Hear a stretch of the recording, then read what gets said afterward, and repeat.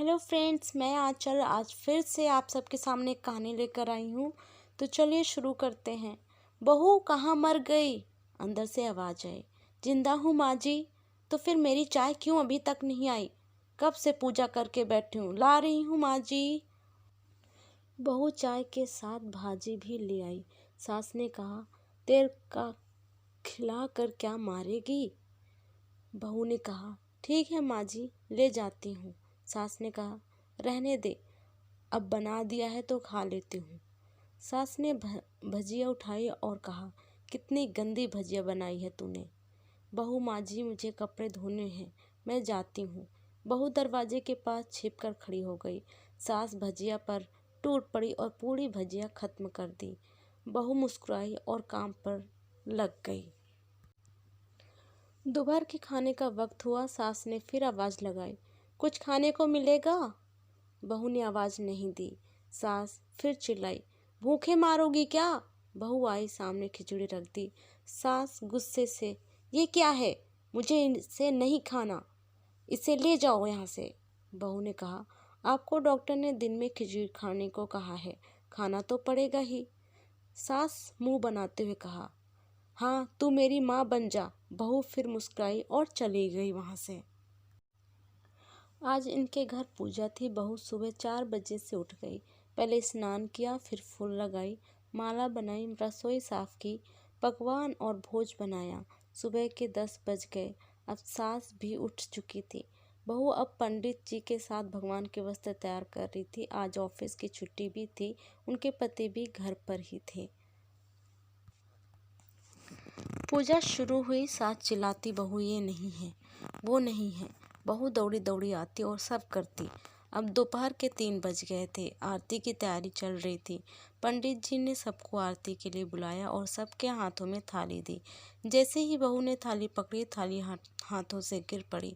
शायद भोज बनाते हुए बहू के हाथों में तेल लगा था, जिसे वो पोंछना भूल गई थी।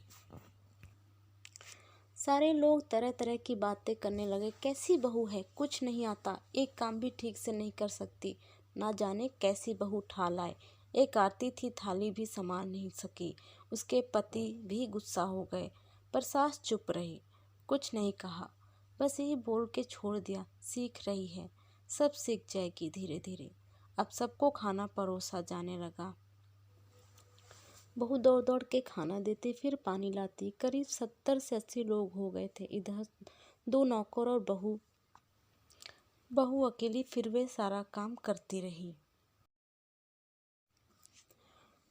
अब उसकी सास और कुछ आस पड़ोस के लोग खाने पर बैठे। बहू ने खाना परोसना शुरू किया। सबको खाना दे दिया गया। जैसे ही पहला निवाला सास ने खाया, तुमने नमक ठीक नहीं डाला क्या? एक काम ठीक से नहीं करती, पता नहीं मेरे बाद कैसे ये घर संभालेगी। आस पड़ोस वालों को तो जानते ही हो ना साहब, वो बस बहाना ढूंढते हैं नुक्त निकालने का। फिर वो सब शुरू हो गए, ऐसा खाना है, ऐसी बहू है, ये वो वगैरह वगैरह। दिन का खाना हो चुका था। अब बहू बर्तन साफ करने नौकर के साथ चली गई। रात में जगराता का कार्यक्रम रखा गया था। बहू ने भी 1-2 गीत गाने के लिए स्टेज पर चढ़ी। सास जोर से चिल्लाई, मेरी नाक मत कटा देना, गाना नहीं आता तो मत गा, वापस आ जा। बहू मुस्कुराई और गाने लगी। सबने उसके गाने की तारीफ की, पर सास मुंह फुलाते हुए बोली, इससे अच्छा तो मैं गाती थी जवानी में, तुझे तो कुछ भी नहीं आता। बहू मुस्कुराई और चली गई। अब रात का खाना खिलाया जा रहा था। उसके पति के ऑफिस के दोस्त साइड में ही ड्रिंक करने लगे। उसका पति चिल्लाता, थोड़ा बर्फ लाओ, तो सास चिल्लाती, यहाँ दाल नहीं है। फिर चिल्लाता, कोल्ड ड्रिंक नहीं है, पापड़ ले आओ। इधर उधर आखिरी में उसके पति की शराब गिर पड़ी। उसके एक दोस्त पर और बोतल टूट गई। पति गुस्से में 2 झापड़ अपनी पत्नी को लगाते हुए कहता है, जाहिल कहीं की, देख कर नहीं कर सकती, तुझे इतना भी काम नहीं आता। सारे लोग देखने लगे। उसकी पत्नी रोते हुए कमरे की तरफ दौड़ी। फिर उसके दोस्तों ने कहा, क्या यार, पूरा मूड खराब कर दिया, यहाँ नहीं बुलाया होता, हम कहीं और पार्टी कर लेते, कैसी अनपढ़ गंवार बीवी ला रखी है तूने। उसे तो मेहमानों की इज्जत और काम करना तक नहीं आता। तुमने तो हमारी बेइज्जती कर दी। अब आस पड़ोस की औरतों को और बहाना मिल गया था। वो कहने लगी, देखो क्या कर दिया तुम्हारी बहू ने, कोई काम की नहीं है। मैं तो कहती हूँ अपने बेटे की दूसरी शादी करा दो, छुटकारा पाओ इस गंवार से। सास उठी और अपने बेटे के पास जाकर उसे थप्पड़ मारा और कहा, अरे नालायक, तुमने मेरी बहू को मारा, तेरी हिम्मत कैसी हुई, तेरी टांग तोड़ दूंगी। उसके बेटे के दोस्त कुछ कहने ही वाले थे कि उसकी माँ ने घूरते हुए कहा, चुप, बिल्कुल चुप। यहाँ दारू पीने आए हो, जबकि पता है आज पूजा है और तुम्हें पार्टी करनी है। कैसे संस्कार दिए हैं तुम्हारे माता पिता ने। और किसने मेरी बहू को जाहिल बोला, जरा इधर आओ, चप्पल से मारूंगी अगर मेरी बहू को किसी ने शब्द भी कहा तो। अरे पापी, तूने उस लड़की को बस इसलिए मारा कि तेरी शराब टूट गई। पापी, वो बच्ची सुबह 4 बजे से उठी है, घर का सारा काम कर रही है, न सुबह से नाश्ता किया न दिन का खाना खाया, फिर भी हंसते हुए, सबकी बातें सुनते हुए, ताने सुनते हुए घर के काम में लगी रही। तेरे यार दोस्तों को वो अच्छी नहीं लगी, जूते से मारूंगी तेरे दोस्तों को जो कभी उन्होंने ऐसा कहा। उसके यार दोस्त चुपके से खिसक गए।